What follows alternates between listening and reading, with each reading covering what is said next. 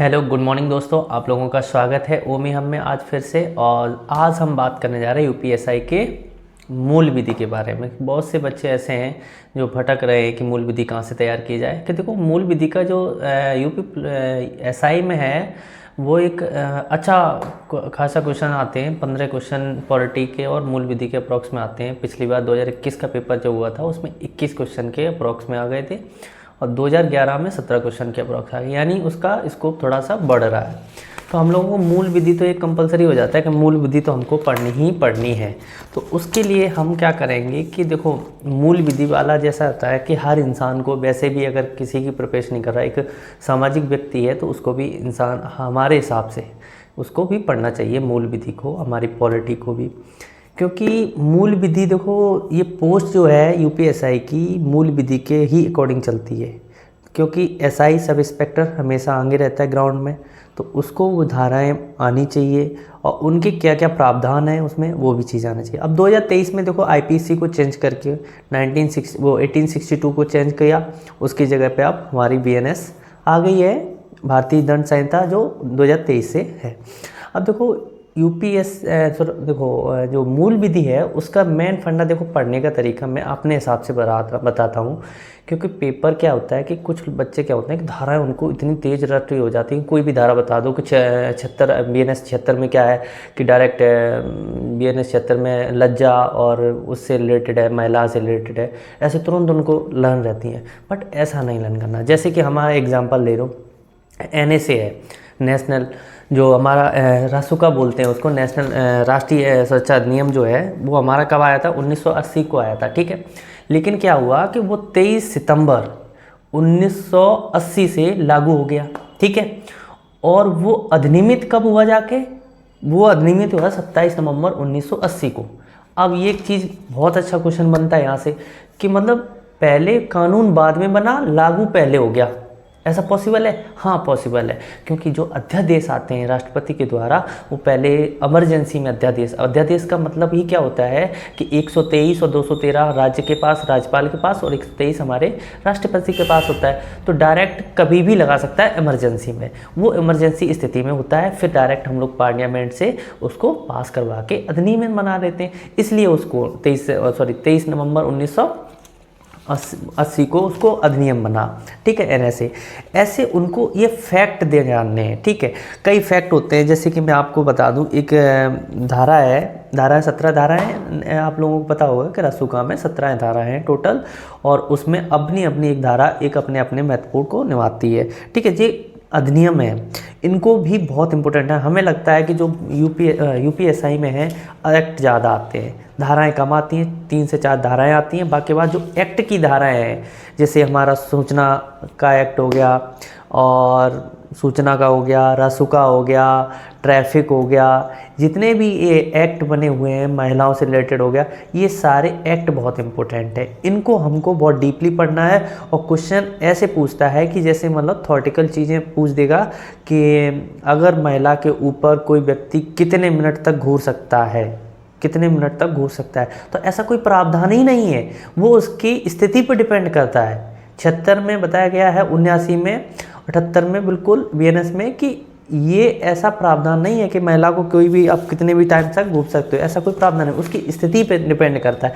ऐसा अगर हो जाए, और लज्जा शब्द केवल महिलाओं के लिए, पुरुषों के लिए नहीं, ये भी डीपली में हमें पढ़ना होगा। तो ये चीज़ें हैं डीपली में पढ़ने के लिए, क्योंकि यूपीएसआई का जो पेपर बनता है वो बहुत अच्छे से पेपर बनेगा इस बार। मुझे नहीं लगता कि धाराओं से बस, जिसको रट्टू बोलते हैं ना कि धाराएं रट ली और बस इस धारा से ये होगा, इस धारा से। भाई आप ग्राउंड में काम बनने के लिए सिलेक्ट हो रहे हो, ठीक है। अब धाराओं में 6 महीने की ट्रेनिंग या 1 साल की ट्रेनिंग में आपको सारी धाराएं फिर से वो पढ़ा देंगे इतनी जल्दी से, और वही चीज़ करवा देंगे, फिजिकल भी होना है, ऐसा नहीं है। वो लोग आपको सिलेक्ट करेंगे तो क्या जानेंगे, आपके अंदर उस चीज़ की समझ होनी चाहिए जिस वर्क के लिए वो लोग आप लोगों को सिलेक्ट कर रहे हैं। यूपीएसआई के लिए आप सिलेक्ट हो रहे हैं तो आपको एक बेसिक चीज़ें पढ़नी चाहिए। तो हमारे हिसाब से आप लोगों को बताना चाहता हूँ, हम अपने स्ट्रेटजी है कि ऐसा करो, टाइम है अभी, मिनिमम टाइम 4 महीने का है, तो 4 महीने टाइम हमारे पास, 4 मंथ बहुत होता है, ठीक है।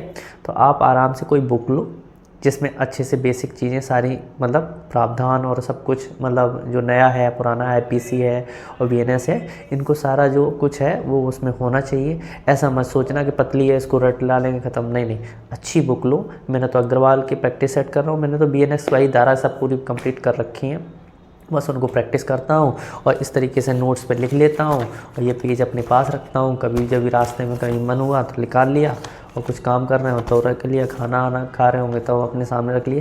तो इस तरीके से हम लोग तो प्रैक्टिस कर रहे हैं, अपना तो ये है। तो आप लोगों को बता रहा हूँ कि अगर आप लोग भी चाहो तो यूट्यूब के चक्कर में पढ़ना है तो यूट्यूब के ऐसा व्यक्ति उसमें स्टूडेंट सर होना चाहिए, टीचर, जो आपको बेसिक चीज़ें सारी डिटेल्स में बता दे, जो आपके माइंड में एक स्टोरी की तरह भर जाए, ठीक है। फिर उसके बाद अब लास्ट मंथ में जब भी 1 मंथ होता है या आपको पता चल जाता है एग्ज़ाम कब होने वाला, तो उसमें आप लोग ये रटने वाला काम है कर सकते हो। अभी उन चीज़ों के पास टाइम है आपके पास, तो अच्छे से उसको सभी चीज़ों को अच्छे से पढ़ा जाए और पॉलिटी को भी साथ साथ कनेक्ट किया जाए मूल विधि से, ठीक है। कई चीज़ें होती हैं जैसे कि एनएसए जो होता है वो हमारा 22 का अनुच्छेद 22 जो है हमारी पॉलिटी में उसको नहीं मानता है, ठीक है, क्योंकि एनएसए डायरेक्ट गिरफ्तारी का वो है कि इसमें कोई भी आपको सूचित नहीं कह सकता है, कभी भी पुलिस आपको उठा सकती है। ये हमारे एनएसए जो हमारा रासुका है वो किसी पे भी लगा सकते हैं, तो ये सरकार के एक पावर होती है, ठीक है। तो इस तरीके से हमको ये चीज़ें समझनी होंगी, ठीक है। आशा करते हैं आप लोगों को पॉलिटी के बारे में क्लियर हुआ होगा। बाकी नेक्स्ट वीडियो जो भी आप लोग बताओगे उस पर हम वीडियो लेके आएंगे। जो भी आपको प्रॉब्लम आ रही हो प्लीज़ आप लोग से मतलब बताओ, हम आप सब साथ में मिलकर अच्छे से स्ट्रेटजी बनाएं और अच्छे से पढ़ाई का एक अच्छे से अपना अटेम्प्ट करेंगे। और आशा करता हूं कि मैं तो सोचता हूं कि सभी लोग जितने भी लोग हैं अच्छे से अपनी अपनी मेहनत करो और अच्छे सिलेक्ट हो जाओ। बस पोस्ट तो 4500 ही है, लेकिन ज़्यादा से ज़्यादा अपना अपना बेस्ट दो, एक मतलब अच्छे अंदर से रियलिटी से दो कि हाँ मैंने प्रिपरेशन की और एक अच्छे इंसान बने। यूपी मतलब ऐसा फील आना चाहिए कि हाँ मैं ग्राउंड में काम करने लायक बन गया हूँ, ठीक है। ये नहीं कि रट लिया और बस सिलेक्ट हो गए, ये नहीं भाई। मेन अब जो एग्ज़ाम होते हैं ना वो निचोड़ मांगते हैं आपसे कि आपके अंदर वो क्वालिटी आ गई है वो पोस्ट के लिए कि नहीं, ये बहुत ज़रूरी है। मैथ का भी हो गया, जीएस का जो भी पोर्शन है अपने अंदर एक क्लियर करते रहो, साफ माइंड में क्लियर फिक्स भरते रहो आराम आराम से कि हाँ मेरे को इस तरीके से स्ट्रेटजी के माध्यम से तैयारी करनी है, ठीक है। आशा करते हैं ये वीडियो से आप लोगों को अच्छी इन्फॉर्मेशन मिली होगी, तो इसलिए थैंक यू सो मच। और वीडियो को लाइक कर दो जिससे मुझे भी पता चले, तो आपको नई नई चीज़ें जो भी है, जैसे आप लोग कहोगे तो मैं बीएनएक्स की धारा डालते रहेंगे शॉर्ट वीडियो में कि इस धारा के थोड़ा डिटेलिंग वगैरह, तो आप लोग चाहोगे तो मैं वीडियो को लेता आऊँगा। और बाकी वीडियो में थोड़ा सा लाइक कर दिया करो, शेयर भी किया करो जिसको प्रॉफिट हो, ओके। Thank you.